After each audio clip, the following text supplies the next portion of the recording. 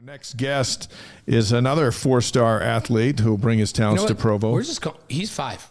We'll call him a five-star. Five-star. Five-star. From this point forward, McKay's five-star. Five-star. Following his church mission, 6'1", 228, among the best prospects in the country at running back. Also a Nike All-American at throwing the discus and shot put for his high school track team. Our pleasure to welcome McKay Madsen to the Wise Guys, live from his home there in Clovis, California, just outside Fresno, in the study, where I'm sure you've read all those books behind you. McKay, good to have you with us. Thank you for having me. No, this is my dad's office. So all these books are his medical books that I'm sure he hasn't touched in years. But no, don't. I'm smart being in here. Yeah. He's read every one of those. You know, he's read every one. You of look those. smart being in there. Yeah, so. No, he has, and he loves it. Hey, there's some footballs up there over. I think it's your right shoulder, up and behind you on the right. Yeah. What are those? Yeah, those? Are those Stanford what footballs? Are those? These are Stanford game day balls that he won. You got Cal, defensive player of the game, Oregon State, maybe a Utah one up there.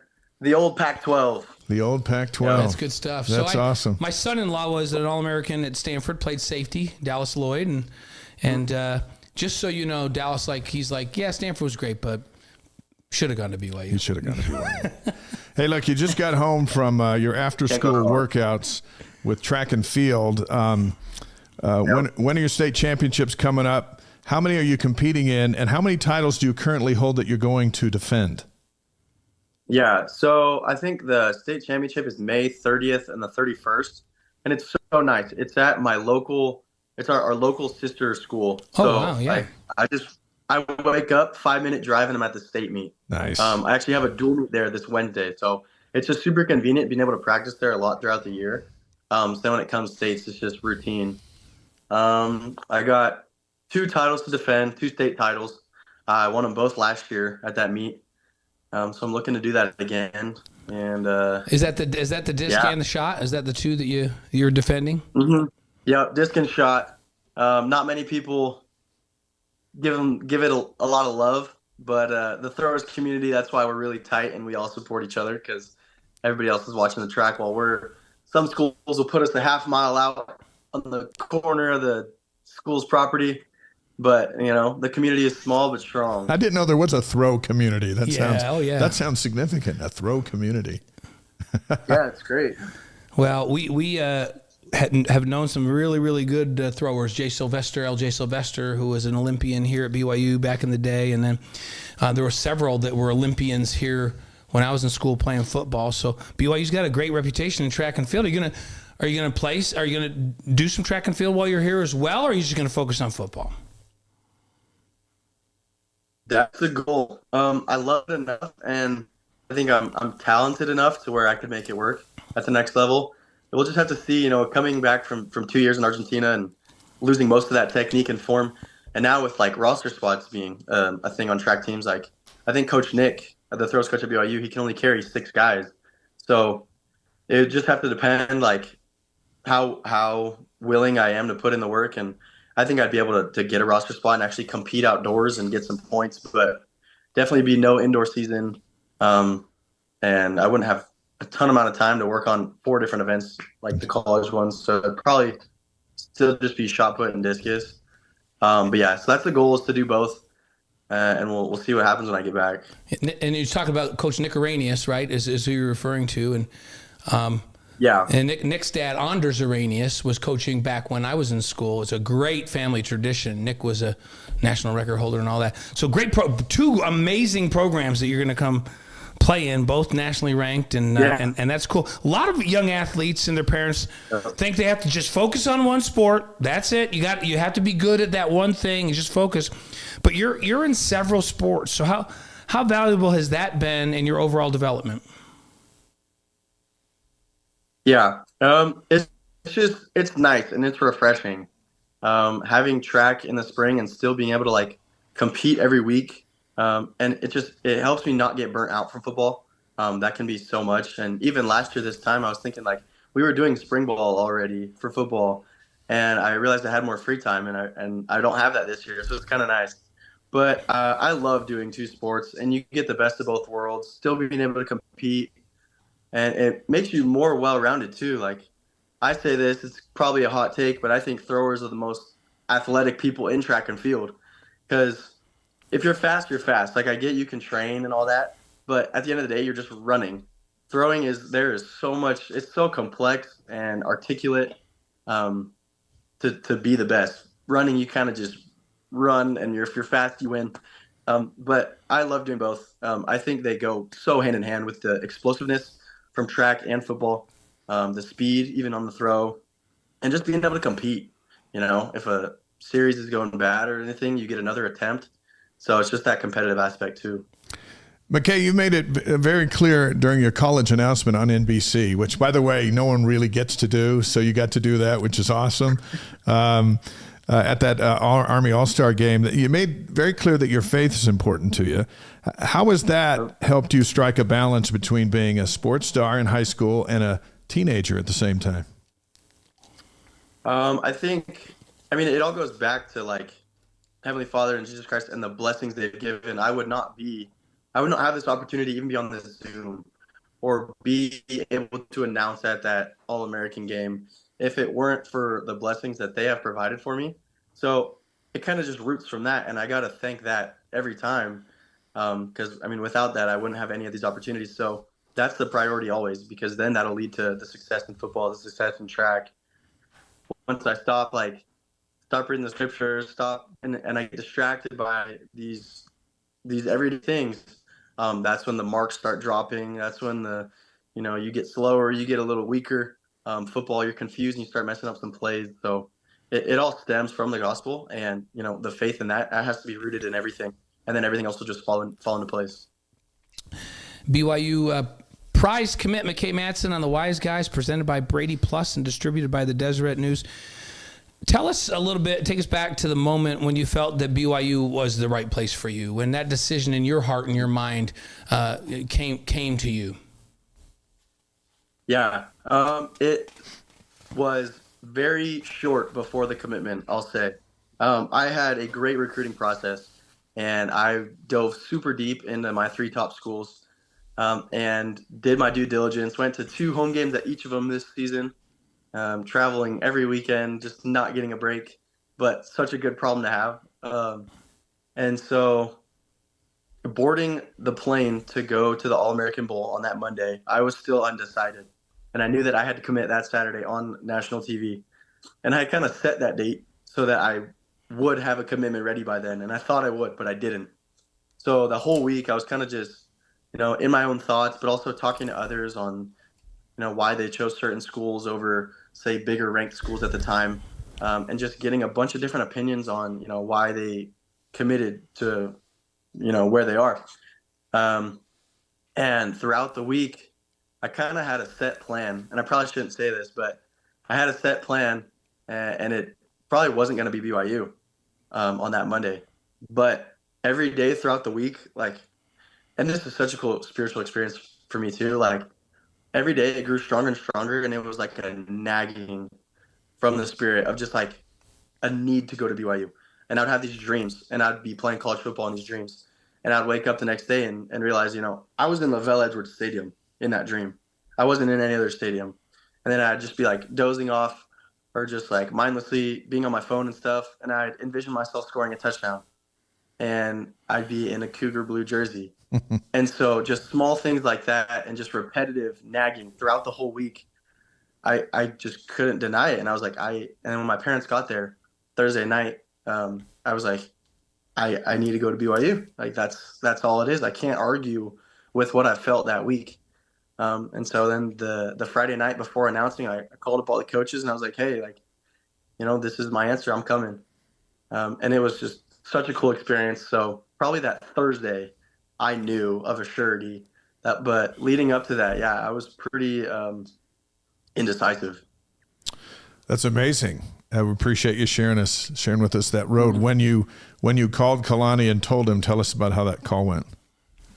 Yeah, so I called I called Harvey Unga first, my running backs coach. And I kind of played with him a little bit. I was what's up, coach? commit tomorrow. I appreciate all the love, and this recruiting process has been so fun.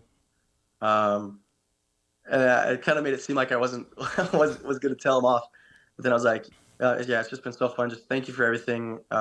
Just tomorrow, I'll be committing to BYU, and then he's just so exciting and just full of excitement over the phone. You can hear the joy of those coaches. And then after that, I called Coach Taki and kind of said the same thing.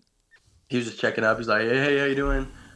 We talked about how I got number 5 for the All-Star game, because that's been my childhood number. Yeah. And then we didn't have it in high school, so I wore number 3. And I was like, yeah, I'm wearing number 5. Kind of wish I had 3 though. So just start sewing it up because I'm coming in 2 years. Said something like that, and then he just got ecstatic as well. And then after that, I called Coach Enna, the linebackers coach, because he recruited me a lot too. Right. They were kind of fighting over me, which position to play. Yeah. And so he also had a pretty big impact on my recruitment. So called him as well, kind of played with him. I don't remember what I did, but got the message across and told him to stay quiet too, so it would be a surprise to the rest of the staff the next day. So you secured number 5 for your college career. Is that right? Or is it number 3 that you secured in your? I mean, I don't know. I love 3 or 5. Yeah. I don't want 5 because if it's going to take getting Ryder here to want number 3, I'll happily go with 5. You'll happily. So Ryder's 3, and what you're saying is, Ryder, come with me, and you can have 3. That's what you're saying? Yeah, you can have 3. That's all yours. I'll happily wear number 5 because my college idol was Christian McCaffrey at Stanford. So big number 5. I've always been a fan of it. That's funny. That's awesome. My son-in-law that played at Stanford, he was the defensive captain. Christian was the offensive captain. They were really good back in those days. So, and that's a great number, and that's a great player to play like. So I say you make 5 the Christian McCaffrey number at BYU, and have the same kind of respect. Or their number 3, number 5 has to have that respect that Christian McCaffrey's number at Stanford has at BYU. That'd be great. So you mentioned talking to Justin, because you also play linebacker. I'm talking to Harvey, who's the running back coach. Last year, 8.8 yards a carry, 140 rushes, 1,238 yards, 19 touchdowns. But you also had 131 tackles and 8 picks at linebacker. But it sounds like it's going to be running back at BYU. How do you envision your role in this offense, and why did you decide that you really want to be a running back instead of a linebacker? Mm-hmm. I think since when I started playing football, which was 4th grade, my primary position was running back. And I was big back then too, bigger than the other kids, but I've always been fast. So I just have loved running back. I kind of in a controlling way. I love the ball in my hands in a selfish way. Just because I know what I can do, and that's helping my team score. That's what Coach Taki and Unga want me as. So that's what I'll be starting off as at BYU. And that played a big role in my commitment. But also knowing they wanted me as both, not just, it doesn't put me in a box. It gives me freedom, kind of. And of course, I'm not going to be like Travis Hunter playing both in the same game. That's absurd. But say something were to happen and we get 2 really good running backs, and there's a need at linebacker, I would be more than happy to go switch to linebacker for a season. To answer your question, where I see myself as a running back, just kind of wherever they need me. They use big running backs really well with LJ, Sione, and Rapati. So I trust A-Rod, and I'm happy to do whatever, whether it's throw me in a swing route, wildcat quarterback, or just run up the gut for 3-4 yards. I'm down to do whatever. On our live stream tonight, Cougar fans in Tokyo, in Singapore, all around the world here listening to McKay Madsen. Weston writes in another huge get for BYU. And Rick says, ever noticed that McKay and Mr. Incredible have never been seen together in the same room? Yeah, what's up with that? So now it's got us thinking. Judged by your videotape, you tend to seek out defensive backs and punish them as you run down the field. Do you find enjoyment in that? Because it looks a lot like Luke Staley, and we've thrown your name with Luke's quite a bit since your commit, as we've talked about the kind of runner you are. But do you find joy in those collisions downfield? I kind of say like the opposite. I know it may look like I'm seeking guys out, but like I will always rather avoid contact and run around or stiff arm somebody than run through them. Because why would I avoid or why would I want to slow down or something or Right. risk contact or a fumble or something when I could just run around them? Obviously, there are instances where there's a couple puny corners in the way and they're kind of in my way of scoring. So due to the nature of football, I got to run through them, and I'm happily okay with that. Um, no, I don't see contact. I'd rather keep my body as healthy as possible, keep them, as healthy and free of injury. But sometimes if they're talking trash, like I won't talk trash back, but I'll just like run down a sideline, turn and look at the sideline, just start laughing, or like I'll blow someone up, help them up, and be like, "No, you're good, bro. You're good, bro. Just break down earlier next time."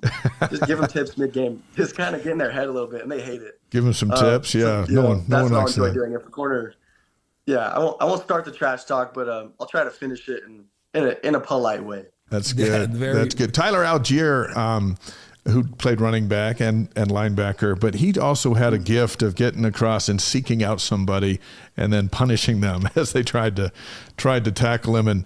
And you're about, what do we say, Just under 230, right? 230. Is that what you want? Do you want to get 240? Is 230 right where your optimum speed is or weight? I think to play, for a running back, I think probably 225 to 230, and just focusing on speed. That's kind of what I'll need to work on the most. The size and the strength comes with speed, and being 220, you're already harder to tackle.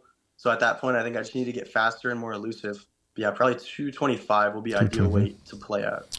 BYU 4-star / Wise Guys 5-star running back McKay Madsen on the Wise Guys live on YouTube, Facebook, Twitch, and wiseguys.com. We asked Brock this question a few minutes ago. You're both among the top LDS prospects in the entire country. There's a quarterback still out there in Ryder Lyons who's yet to announce his plans. Brock told us how he was recruiting him. What have you been working on? And do you see a day where he's handing you the ball at BYU? In those dreams you've had, was he handing you the ball in 2028? I couldn't remember who the quarterback was, but I could definitely see it being Ryder.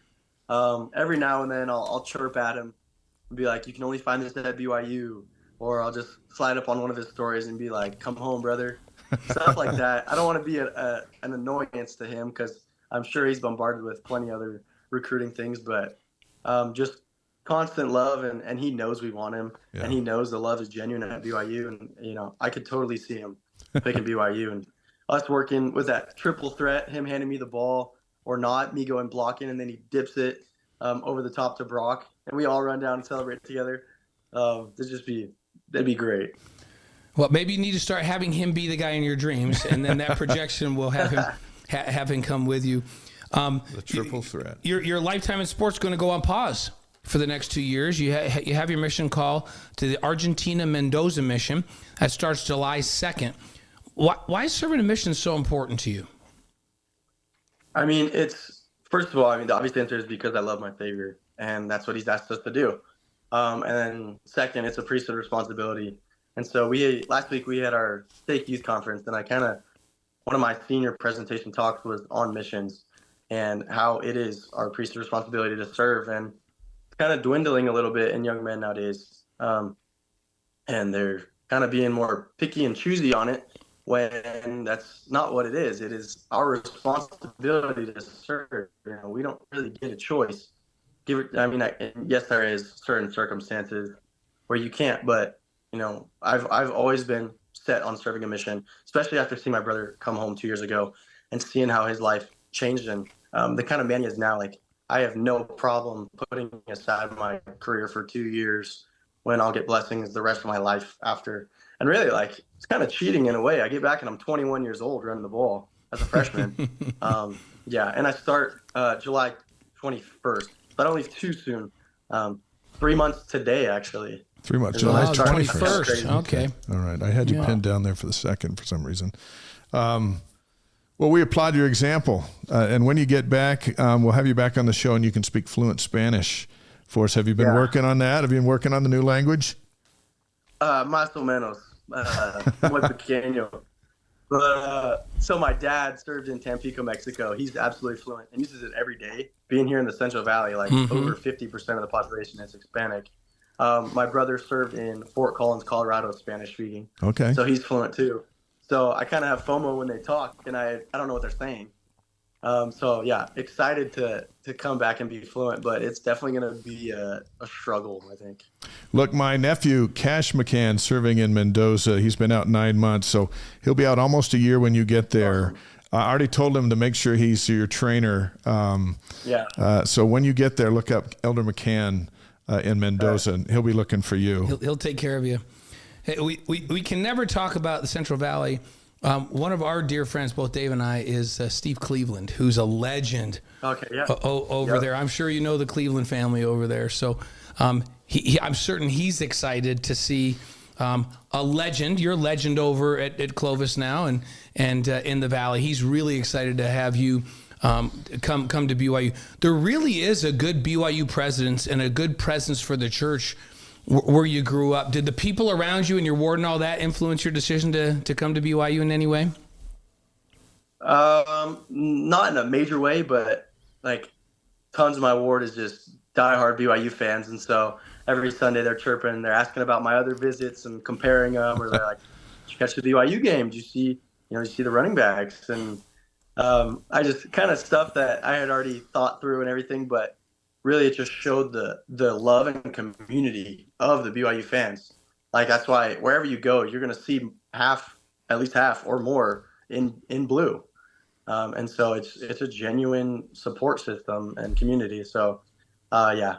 Yeah, you'll find some BYU fans in Argentina, I can tell you that much. Absolutely. When I was down with the baseball team announcing some games, BYU opened up at Fresno State. And so I was talking to some Fresno fans about you, and their reaction was, yeah, we're not getting him.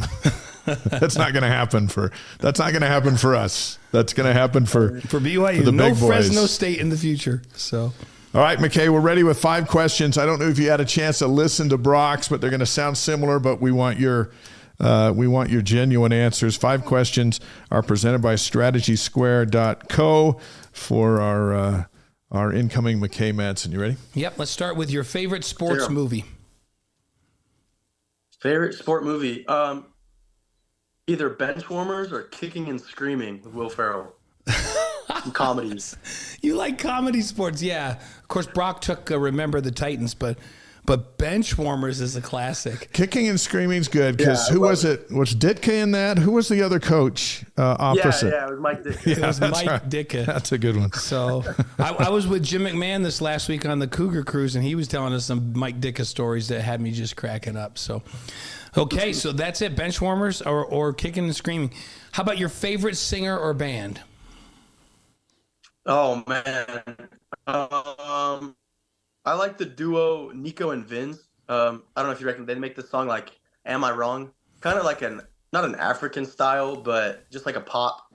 I like them, and I like Justin Bieber. I know like Bieber Fever and all that. I don't have that, but he just made consistent music, and I have a lot of his songs on my playlist. Bieber's crazy talented. Biebs, yeah. Yeah, Biebs. He's good. Nobody can, he's a crazy human being, but nobody can question his work. It's it's great. So there's no reason to. We had Mariah Hudgens on before basketball. She's on the women's team, and she's a Taylor Swiftie. Yeah. And we're like, hey, there's no reason to apologize. Like she was embarrassed. Just come like, right no, on Taylor out. Swift is crazy talented.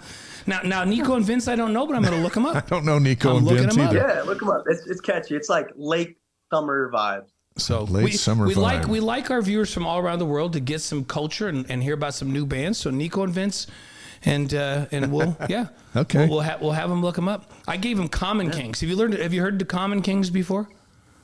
I haven't. Okay, I'm going to look up Nico and Vince. I want you to look up Common Kings. How about Van Halen? Have you heard of Van Halen? He knows Van Halen. No one says Van Halen anymore. That's leg day every day. If he doesn't know Van Halen, then I'm gonna have to talk to his parents because this isn't right. Have you noticed classic rock is still where the workout is and the weight room and all that stuff? Yeah. And then Nico and Vin show up later in the day. That's how that goes? I'm sure it's good. That's like driving from practice. Leg day is definitely rock. There you go. Van Halen.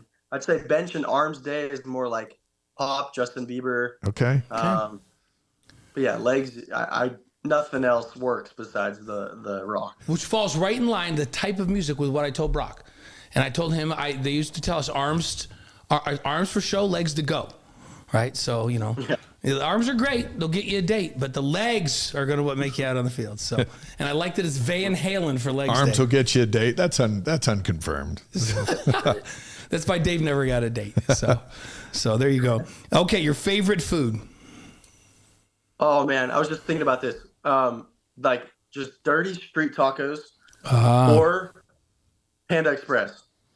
Street tacos or Panda Express. All right. I'm thinking, what's he going to get down in Argentina? He's going to get some steak down there. Steak and they're eating pretty good. Yeah. I think you're going to be just fine with the food. When you walk into a Panda Express down there in Clovis, do they go, "Oh no, here we go, get all the stuff we have in the back"? Yeah.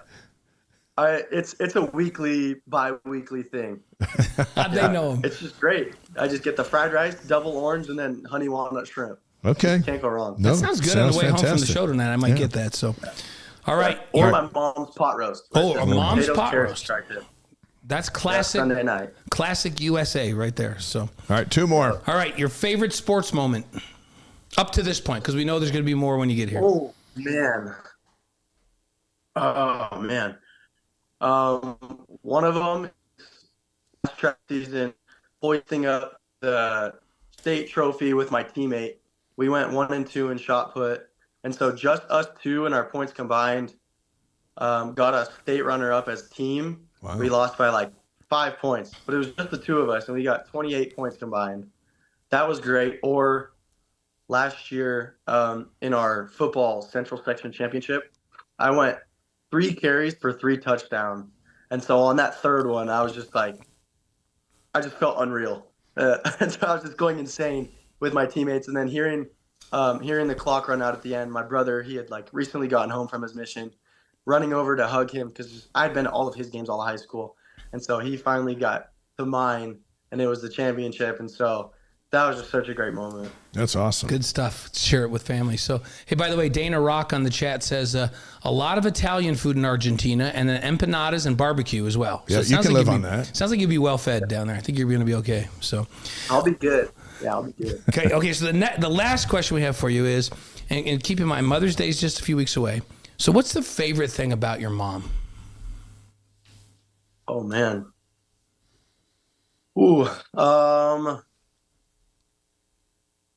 Her smile is pretty great. It will always light up a room. Her voice is also amazing. She just sang in church, and she still got it. And then just her love and sacrifice. I would not be here without her. And so, I was thinking when we were at the game, I was like, told her she should put on the hat because she's done just as much, if not more, for my career and getting me to that point. So probably her love and sacrifice. And she makes great food, too. Was she a performer? You said she still got it. Did she used to be a performer? So, yeah, she did Broadway, and then she was Miss California in 1995. Wow. And sang for that. Yeah, she sang for her musical talent, which put the nail in the coffin and secured her win.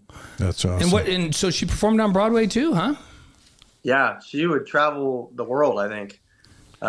She doesn't share much with us just because she says it was so long ago, but yeah, she's very talented. She went to BYU. I know, so deep down inside, she was happy with your choice. Yeah. And your dad, went to Stanford, and he's happy that his wife's happy. That's how that works, right? Yeah. Moms usually win. Your mom was a Cougarette?